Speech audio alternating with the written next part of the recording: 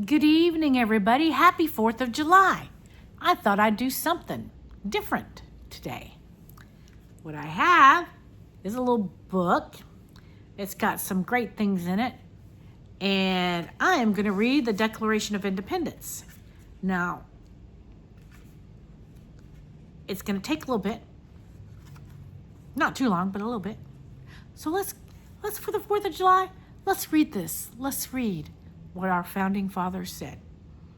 The Declaration of Independence in Congress, July 4th, 1776. The unanimous declaration of the 13 United States of America. When in the course of human events, it becomes necessary for one people to dissolve the political bands which have connected them with another, and to assume among the powers on the earth, or of the earth, the separate and equal station in which the laws of nature and of nature's God entitle them, a decent respect to the opinions of mankind requires that they should declare the causes which impel them to the separation. We hold these truths to be self-evident, that all men are created equal, and that they are endowed by their Creator with certain undeniable rights, that among these are life, liberty, and the pursuit of happiness, that to secure these rights, governments are instituted among men, deriving their just powers from the consent of the governed, that whenever any form of government becomes destructive of these ends, it is the right of the people to alter or to abolish it and to institute new government, laying its foundation on such principles and organizing its powers in such form as to them shall seem most likely to affect their safety and happiness. Prudence, indeed, will dictate that governments long established should not be changed for light and transient causes, and accordingly all experience hath sheen,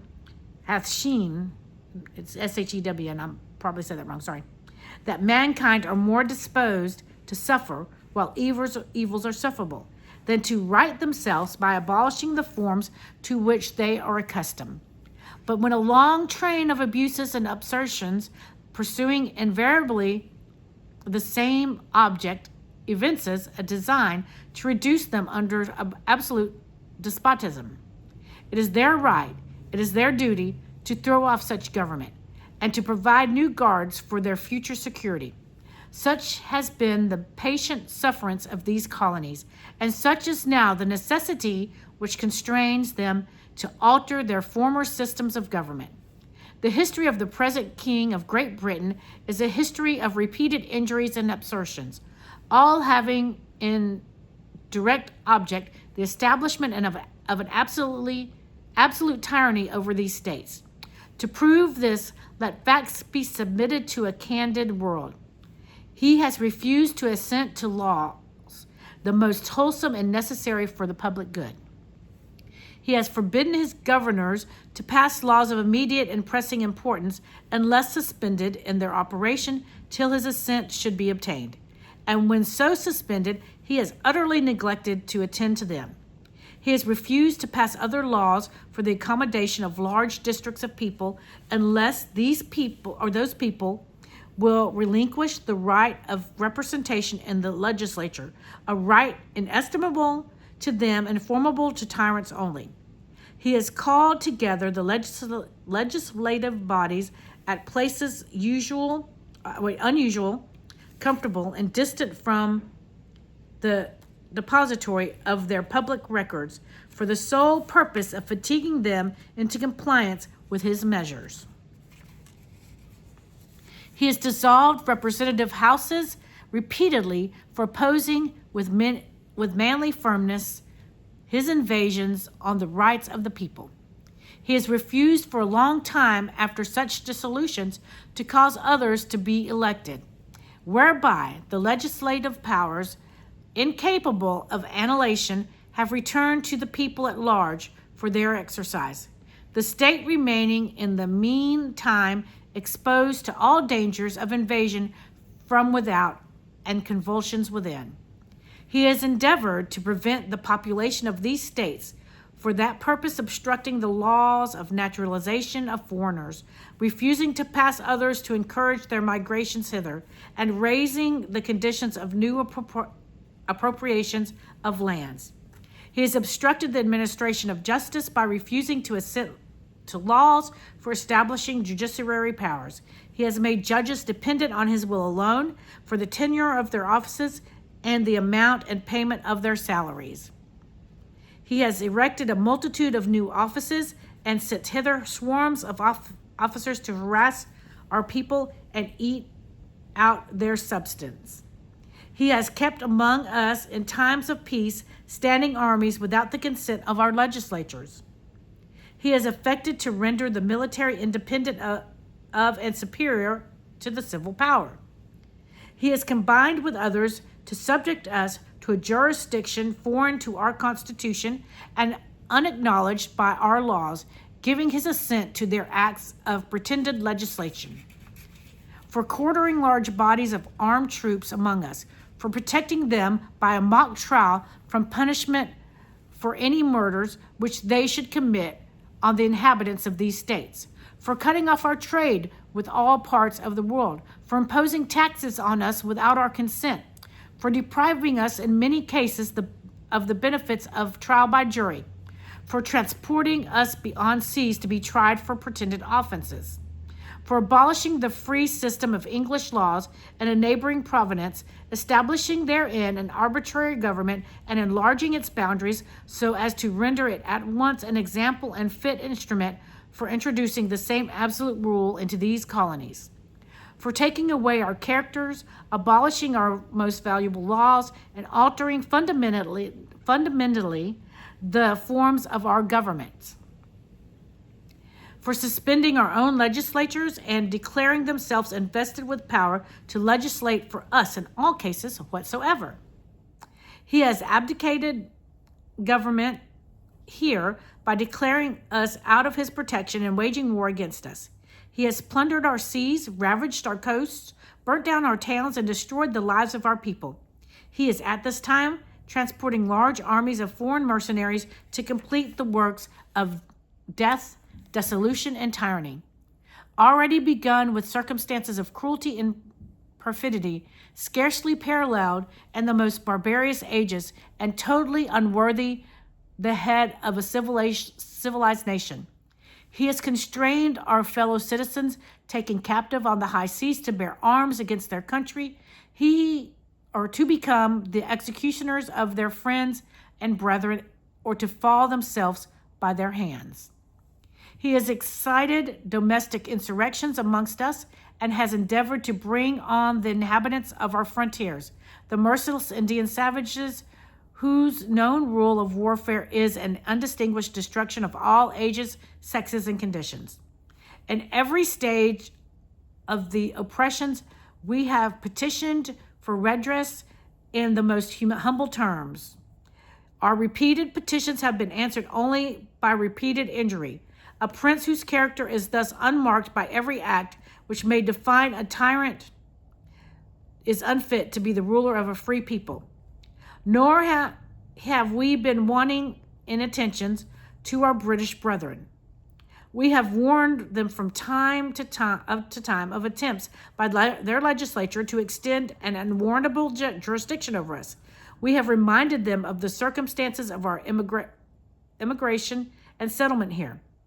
We have appealed to their native justice and magnanimity, and we have conjured them by the sides of our common kindred to disavow these assertions, which would inevitably interrupt our connections and correspondence. They, too, have been deaf to the voice of justice and consanguinity. We must therefore acquiesce in the necessity which denounces our separation and hold them as we hold the rest of mankind, enemies in war, in peace friends. We therefore, the representatives of the United States of America and General Congress, assembled appealing to the Supreme Judge of the world for the rectitude of our intentions, do in the name and by the authority of the good people of these colonies solemnly publish and declare that these united colonies are and of right ought to be free and independent states, that they are absolved from the allegiance to the British crown, and that all political connection between them and the state of Great Britain is and ought to be totally dissolved, and that as free and independent states they have full power to levy war, conclude peace, contract alliances, establish commerce, and to do all other acts and things which independent states may of right do. And for the support of this declaration, with a firm reliance on the protection of divine providence, we mutually pledge to each other our lives, our fortunes, and our sacred honor. And now, there were 56 signatures on this declaration, and I want to read them because we know some of them, but we don't know all of them. Connecticut: Roger Sherman, Samuel Huntington, William Williams, Oliver Wolcott. From Delaware: Caesar Rodney, George Reed, Thomas McKeon. From Georgia: Button Gwinnett, Lyman Hall, George Walton. From Maryland: Samuel Chase, William Paca, Thomas Stone, Charles Carroll of Carrollton. From Massachusetts: Samuel Adams, John Adams, John Hancock, Robert Treat Paine, Elbridge Gerry. From New Hampshire: Josiah Bartlett, William Whipple, Matthew Thornton. From New Jersey: Richard Stockton, John Witherspoon, Francis Hopkinson, John Hart, Abraham Clark. From New York: William Floyd, Philip Livingston, Francis Lewis, Lewis Martin. From North Carolina: William Hooper, Joseph Hughes, John Penn. From South Carolina: Edward Rutledge, Thomas Heward Jr., and Thomas Lynch Jr., and Arthur Middleton. From Pennsylvania: Robert Morris, Benjamin Rush, Benjamin Franklin, John Morton, George Clymer, James Smith, George Taylor, James Wilson, and George Ross.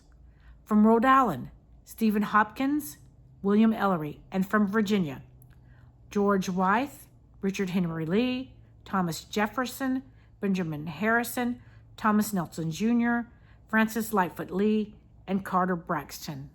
Those are the signatures on our Declaration of Independence.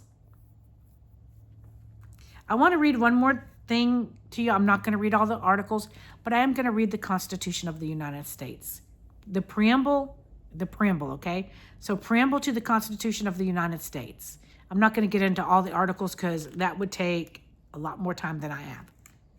We, the people of the United States, in order to form a more perfect union, establish justice, ensure domestic tranquility, provide for the common defense, promote the general welfare, and secure the blessings of liberty to ourselves and our posterity, do ordain and establish this Constitution for the United States of America. I thought it for 4th of July was a good day to just read that. I think a lot of people, they hear the preamble of the Constitution and they don't really remember what all the other stuff says. So we live, guys, everybody has a side. We are all Americans no matter what, okay? There are legal ways to do things, and that's the way that things need to be done. It doesn't matter what side of the aisle you're on. If we give it our all, if we get up there, we work hard, we can achieve anything we want to. Don't let anybody tell you you're less than, because we are all people. We are all people, and we can all. There's so much. Guys, if we don't give up, if we get up every morning and we try our hardest, we can make a difference in this world. We can make a difference in this country, and we can achieve our dreams. Too many people give up. They don't think they can, and they're shortchanging themselves because they can. Guys, there are so many other countries out there. They don't have running water. Our church is doing a trip to, our missions team is doing a trip to Africa to draw for water. These little girls have to lift these heavy things on their heads and carry water. They don't have running water in their homes. Do you know how spoiled we are? There are countries where women can't go to school. They have, there's countries where if you commit a crime, they cut your hand off. And we want to complain about how good we have it. Guys, we've got it really good compared to a lot of people. You know, maybe stop listening to all the terribleness. You know, both sides are wrong. Both sides are really failing right now. They act like a bunch of schoolyard bullies, both sides. They can't even pass a bill because this side wants this and this side wants it, and we can't compromise. Well, we, the people, should tell them we want them to start compromising. I love this country. I love our people. I love people who come here as long as they do it the correct way. And maybe, just maybe, Congress should get together and make it an easier process. People shouldn't have to wait 20, 30 years to become citizens. And if we made it easier, maybe they wouldn't try to come here the wrong way. Because I don't believe coming here the wrong way, because I have friends and family who have come in the right way. And it's not fair to them to do the right thing and everybody else not. But guys, don't give up on this country. It's an ugly world out there. And I know some of you are going to hate on me for this, but God bless America, y'all. If we could all come together. You know, I hated 9/11, but the one thing about 9/11, every person in this country, we're leaning on each other. We were a proud nation. We were going to right the wrong done to us. Where is our closeness? Where is our brotherhood? Don't let all these people, a lot of these politicians, they don't care about us. They don't live like us. They get in Congress and they make millions for themselves, do insider trading and all that kind of stuff. They don't care about us. They go in there, maybe making $100,000 a year and come out millionaires. What's wrong with that picture? You know, these forefathers stood up for our country. They didn't get paid for it. They stood up for it because they wanted to build a better place to live. Some people will say I'm wrong. Okay, you have your right to say what you want to say. I'm not going to knock you for it. We're all entitled to our opinion. And that's a lot of what's wrong with this country right now. Nobody can stand anybody to have opinion but their own. But you know what? If we keep letting ourselves be destroyed, we won't have our great country anymore. So that's it. That's all for tonight. Thank you to those of you who watch the channel. There's lots of different things on you if you just landed on this. I hope that you have a happy 4th of July. God bless America. We'll see you in the next video. Bye-bye.